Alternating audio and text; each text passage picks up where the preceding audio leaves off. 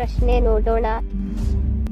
ಯಾವ ಸಮಸ್ಯೆ ಇರುವವರು ಬಾಳೆಹಣ್ಣು ಸೇವಿಸಬಾರದು? ಆಪ್ಷನ್ ಸಿ ಶುಗರ್, ಬಿ ರಕ್ತದೊತ್ತಡ, ಸಿ ಅಸ್ತಮಾ, ಡಿ ಅಲರ್ಜಿ.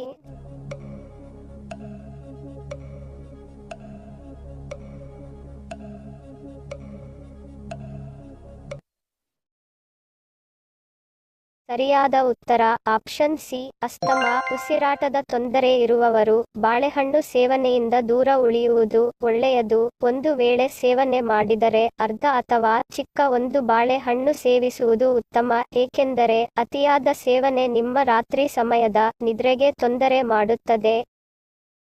ಎರಡನೇ ಪ್ರಶ್ನೆ, ಪೊಂಗಲ್ ತಿನ್ನುವುದರಿಂದ ದೇಹದ ಮೇಲೆ ಯಾವ ರೀತಿಯ ಪ್ರಭಾವ ಬೀರುತ್ತದೆ?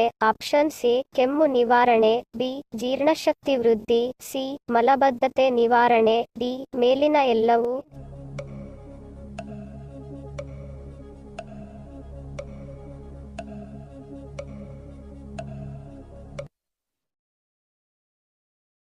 ಸರಿಯಾದ ಉತ್ತರ ಆಪ್ಷನ್ ಡಿ ಮೇಲಿನ ಎಲ್ಲವೂ. ಪೊಂಗಲ್ ಸೇವಿಸುವುದರಿಂದ ಕೊಲೆಸ್ಟ್ರಾಲ್ ಹೆಚ್ಚಾಗುವುದಿಲ್ಲ. ಇದರಲ್ಲಿ ಬಳಸಿರುವ ಬಹುತೇಕ ಆಹಾರ ಪದಾರ್ಥಗಳು ಆರೋಗ್ಯಕರವಾಗಿರುತ್ತವೆ, ಹಾಗಾಗಿ ದೇಹಕ್ಕೆ ಆರೋಗ್ಯಕರ ಕೊಬ್ಬಿನ ಅಂಶಗಳನ್ನು ಕೊಡುತ್ತವೆ. ತುಪ್ಪ ಹಾಕಿ ಮಾಡುವ ಪೊಂಗಲ್ ನಮ್ಮ ದೇಹಕ್ಕೆ ಅಗತ್ಯವಿರುವ ಅತ್ಯುತ್ತಮ ಆಂಟಿ ಆಕ್ಸಿಡೆಂಟ್ ಅಂಶಗಳನ್ನು ನೀಡಬಲ್ಲದು. ಜೊತೆಗೆ ಇದರಲ್ಲಿ ಹಲವು ಬಗೆಯ ಪೌಷ್ಟಿಕಾಂಶಗಳು ಇರಲಿವೆ. ನಮ್ಮ ರೋಗ ನಿರೋಧಕ ಶಕ್ತಿಯನ್ನು ಬಲಪಡಿಸುವುದರೊಂದಿಗೆ ನೆಗಡಿ, ಕೆಮ್ಮು ಸಮಸ್ಯೆಯನ್ನು ಸಹ ದೂರ ಮಾಡಿ ಸೋಂಕುಗಳಿಂದ ನಮ್ಮನ್ನು ರಕ್ಷಿಸುತ್ತದೆ. ಮೂರನೇ ಪ್ರಶ್ನೆ, ಭಾರತದಲ್ಲಿ ಚುನಾವಣೆಯ ಇಂಕ್ ಅನ್ನು ಯಾವ ರಾಜ್ಯದಲ್ಲಿ ತಯಾರಿಸಲಾಗುತ್ತದೆ? Option C Mumbai, B Rajasthan, C Orissa, D Karnataka.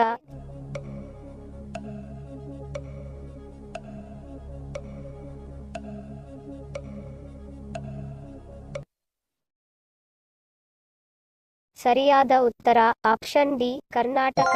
ಭಾರತದ ಚುನಾವಣೆಯ ಇಂಕ್ ಅನ್ನು ಕರ್ನಾಟಕ ರಾಜ್ಯದಲ್ಲಿ ತಯಾರಿಸಲಾಗುತ್ತದೆ.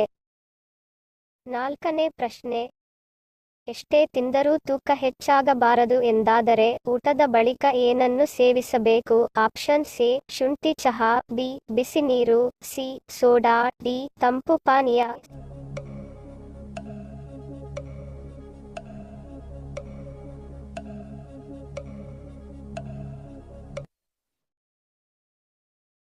ಸರಿಯಾದ ಉತ್ತರ ಆಪ್ಷನ್ ಎ ಶುಂಠಿ ಟೀ.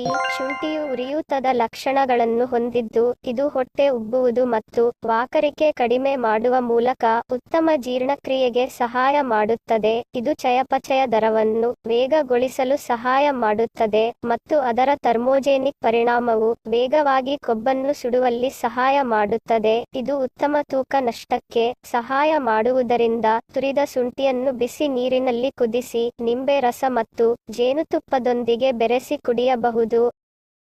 ಐದನೇ ಪ್ರಶ್ನೆ, ಎಷ್ಟು ದೇಶಗಳು ಡಾಲರ್ ಬದಲಿಗೆ ರೂಪಾಯಿಗಳಲ್ಲಿ ವ್ಯವಹರಿಸಲು ಒಪ್ಪಿಗೆ ನೀಡಿದೆ? ಆಪ್ಷನ್ ಸಿ 20 ದೇಶಗಳು, ಬಿ 18 ದೇಶಗಳು, ಸಿ 10 ದೇಶಗಳು, ಡಿ 5 ದೇಶಗಳು.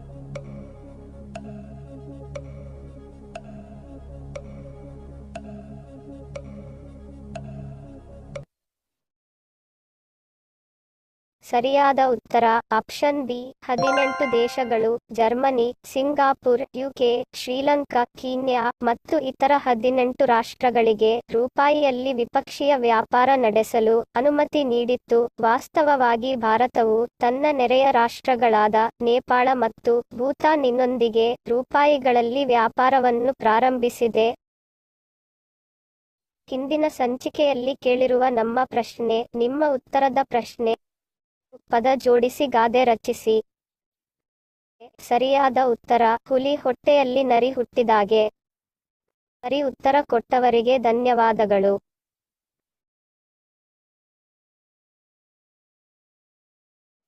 ಇಂದಿನ ನಮ್ಮ ಪ್ರಶ್ನೆ ನಿಮ್ಮ ಉತ್ತರದ ಪ್ರಶ್ನೆ. ಸರಿಯಾದ ಪದ ಜೋಡಿಸಿ.